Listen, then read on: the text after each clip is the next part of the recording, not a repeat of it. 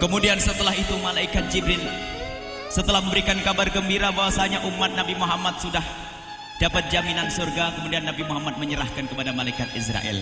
Sebab waktu itu malaikat Israel sudah berada di rumah Rasulullah, yang semula malaikat Jibril ngobrol dengan Rasulullah, lalu malaikat Jibril berkata, "Ya Rasulullah, di depan ada malaikat Israel mau masuk." Kata Rasulullah, "Boleh masuk, silakan."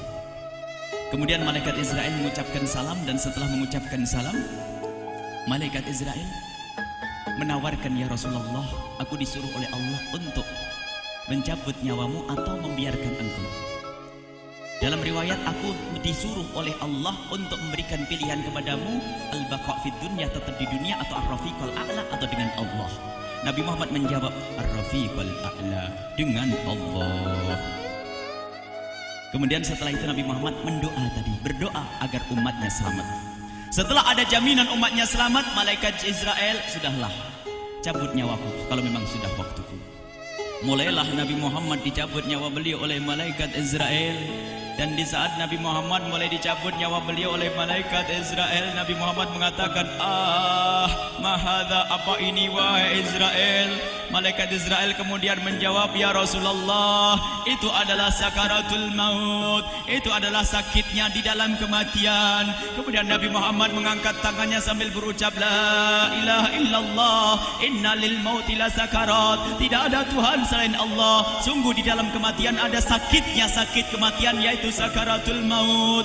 Kemudian Nabi Muhammad memohon, "Ya Allah, Allahumma khaffif alayya sakaratul maut." Ya Allah, ringankan sakaratul mautku ini ya Allah. Dijawab oleh malaikat Israel, "Ya Rasulullah, itu sudah aku ringankan 70 kali." Nabi Muhammad menoleh, "Apa malaikat Israel?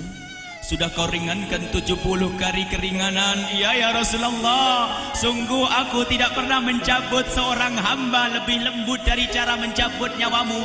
Ini sudah aku ringankan 70 kali. Setelah itu justru Nabi Muhammad menangis, "Israel, 70 kali rasanya masih sakit." "Iya ya Rasulullah, memang itu sakaratul maut." "Lalu bagaimana engkau mencabut umatku wahai Israel?" Allah, yang diingat siapa? Umat. Kalau engkau mencabutku dengan ringan seperti ini masih sakit, bagaimana engkau mencabut umatku ya Israel? Dijawab oleh malaikat Israel, "Umatmu manusia biasa, ya aku cabut ya Rasulullah, begitu saja." Ya sudah, begitu habis. Nabi Muhammad menangis. Tiba-tiba Nabi Muhammad mengangkat tangan dan memohon kepada Allah, Allah, inna lil mauti la sakarat, la ilaha illallah, inna lil mauti la sakarat, sungguh di dalam kematian ada sakaratul maut. Allahumma khaffif ala ummati sakarat maut. Ya Allah, ringankan dari umatku sakaratul maut, wa thaqqil alayya, dan bebankan kepadaku. Sampai tidak sadar doanya Nabi Muhammad seperti itu. Thaqqil alayya itu doa cinta. Seorang ibu yang pernah punya anak, tuh lihat kalau doa Rasulullah ini masih diragukan. Bagaimana Rasulullah bisa doa begitu? Itu bahasa cinta yang tidak bisa diterjemahkan dengan oleh akal. Seorang ibu kadang-kadang, ibu yang di belakang nih, ibu mau dikasih sakit oleh Allah? Mau bu? Ibu jauh sekali. Ibu mau dikasih sakit? Jawabnya tidak mau. Tapi suatu ketika seorang ibu melihat anaknya sakit, ngomong, "Sudahlah nak, jangan kamu yang sakit, biar ibu yang sakit." Ada atau tidak? Kenapa ngomong begitu? Itu bahasa cinta itu. Tidak rela kalau anak ini sakit, biar aku saja yang sakit. Itu yang dirasakan Rasulullah. Sakaratul maut begitu sakitnya, membayangkan betapa sakitnya umat Nabi Muhammad di saat dicabut nyawa beliau. Maka Rasulullah mengatakan, "Ya Allah, ringankan sakaratul maut dari umatku, bebankan kepadaku saja ya Allah. Wala sawfa yu'tika fatarda." Permintaan Nabi Muhammad tidak ditolak oleh Allah, dikabul dan dikabul wahai Muhammad. Sallu ala Nabi Muhammad. Dan benar, sakaratul maut kita ditahan oleh Rasulullah, ditanggung oleh Rasulullah, sehingga digambarkan oleh Imam Bukhari di saat Nabi Muhammad dicabut nyawa beliau. Siti Aisyah yang ada di situ, Rasulullah berada di pangkuan Siti Aisyah, yang saat itu Siti Aisyah melihat keringat dingin keluar dari kening Rasulullah. Siti Aisyah tidak pernah melihat keringat keluar seperti itu. Bahkan di saat dipegang kepala Rasulullah, panasnya melebihi dari panasnya orang biasa. Setiap kali ada kain dicelupkan di air, ditempelkan di kening Rasulullah langsung mengering. Saat itu Nabi Muhammad mengucapkan kalimat la ilaha illallah innal lil mauti la sakarat. Kemudian Nabi Muhammad berpesan dengan banyak pesan, dan di antara pesan Rasulullah adalah akri minni ala ummati salam, akri minni salam ala ummati wa ala man ittaba'ani wa ala man tabi'ani min ila yaumil qiyamati. Aku titip salam kepada umatku dan orang yang mengikutiku sampai hari kiamat. Sadari salam Rasulullah. Sebelum meninggal masih ingat titip salam. Salam kepada siapa? Bukan salam kepada siapa-siapa, tapi salam kepada kita. Maka mari kita mengucapkan salam kepada Rasulullah, karena Rasulullah sudah salam duluan kepada kita. Mari kita sejenak bersalam kepada Rasulullah dan hadirkan Rasulullah ada di mata kita dan di hati kita. Mari kita bersama-sama mengucapkan salam. Assalamualaikum ya Rasulullah. Assalamualaikum ya Rasulullah. Assalamualaikum ya Habiballah. Assalamualaikum ya Nabi Allah. Rasulullah mengucapkan salam untuk kita. Dan di saat itu Rasulullah keringat dingin keluar, maka oleh Siti Aisyah diusap. Oleh Siti Aisyah diusap, bayangkan saat itu Nabi Muhammad di pangkuan Siti Aisyah dan diusap oleh Siti Aisyah. Siti Aisyah berkata, keringat Rasulullah mengucur deras hingga aku usap, dan aku usap dengan tangannya Rasulullah. Diusap dengan tangannya Rasulullah. Siti Aisyah memegang tangan Rasulullah sendiri yang digunakan untuk mengusap keringat Rasulullah. Sahabat bertanya, Aisyah, kenapa harus dengan tangan Rasulullah tidak dengan tanganmu? Lihat jawab Siti Aisyah, karena tangan Rasulullah lebih lembut dari tanganku. Sallu ala Nabi Muhammad. Masih sempat nyanjung itu sahabat Nabi. Dalam keadaan begitu masih menyadari kelembutan tangan Rasulullah, jasad Rasulullah, kemuliaan Rasulullah sallallahu alaihi wasallam. Dan aku lebih menginginkan bahwasanya yang menyentuh jidat Nabi Muhammad adalah tangan yang paling mulia di dunia dan di akhirat. Siti Aisyah enggak berani menyentuhkan. Pengennya yang disentuhkan di kening Rasulullah adalah tangannya Rasulullah sallallahu alaihi wasallam. Kemudian setelah itu Nabi Muhammad merasakan sakit yang sangat untuk kita. Kemudian Nabi Muhammad mengangkat tangan tinggi-tinggi mengucapkan la ilaha illallah innal lil mauti la sakarat. Tiba-tiba tangan itu semakin turun dan ditangkap oleh Siti Aisyah. Dan di saat tangan itu jatuh di tangan Siti Aisyah, kemudian tiba-tiba paha Siti Aisyah merasakan berat kepala suci Rasulullah. Dan saat itu Siti Aisyah sadar bahwasanya Rasulullah sudah kembali kepada Allah Subhanahu wa taala. Sallu ala Nabi Muhammad. Siti Aisyah bingung di saat melihat seperti itu.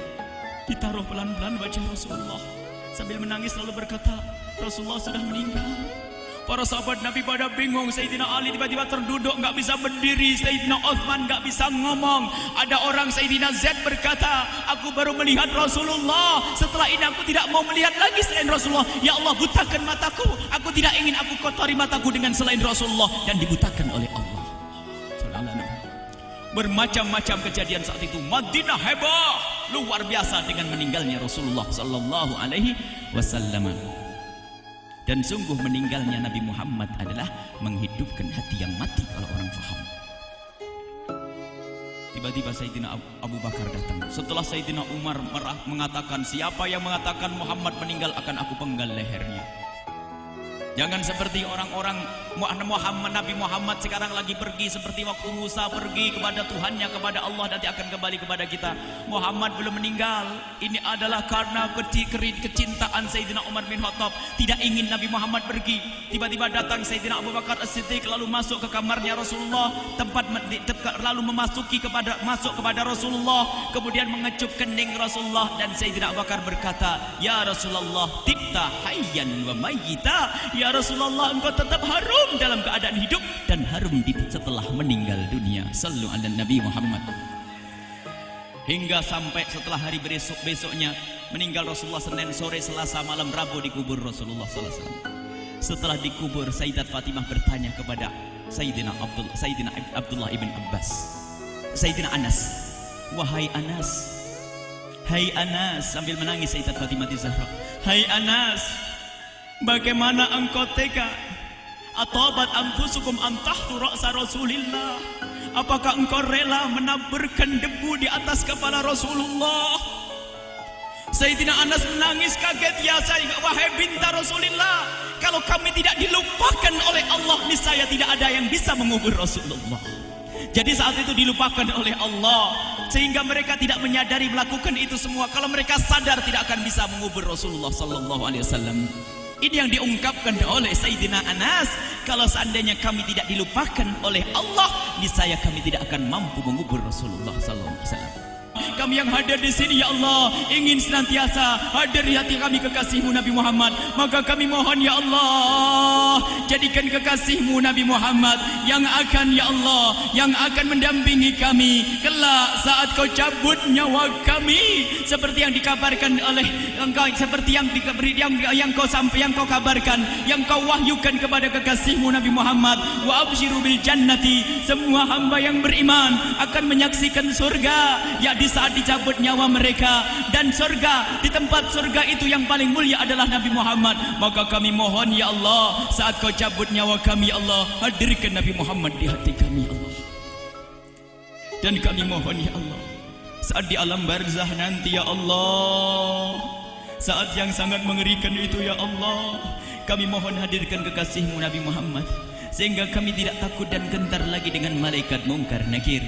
Dan ya Allah, kami mohon di saat di padang mahsyar nanti, ya Allah, hadirkan kekasih-Mu Nabi Muhammad. Jadikanlah kekasih-Mu Nabi Muhammad yang akan menemani kami dan akan membonceng kami, membawa kami ke telaga Kausar. Lalu kami diberi air minum dari air telaga Kausar hingga kami tidak akan haus selama-lamanya. Ya Allah, jadikan kekasih-Mu Nabi Muhammad yang akan menemani kami di saat kami menyeberang Siratal Mustaqim hingga kami tidak akan terjerumus ke neraka jahanam. Dan jadikan kekasih-Mu Nabi Muhammad yang akan kami saksikan setiap saat di surga-Mu, ya Allah. Ya Allah, jadikan kekasih-Mu Nabi Muhammad yang senantiasa, ya Allah, kami lihat kelak di surga. Dan jadikan ucapan kami di akhir hayat kami kelak adalah, ya Allah, kalimat yang kami ucapkan di akhir hayat kami kelak, ya Allah, adalah kalimat agung dan mulia, la ilaha illallah Muhammadur Rasulullah, la ilaha illallah Muhammadur Rasulullah, la ilaha illallah Muhammadur Rasulullah sallallahu alaihi wasallam. Rabbana atina fid dunya hasanah wa fil akhirati hasanah wa qina adzabannar. Wa sallallahu ala sayyidina Muhammadin wa ala alihi wa sahbihi wasallam. Walhamdulillahi rabbil alamin. Al-Fatihah.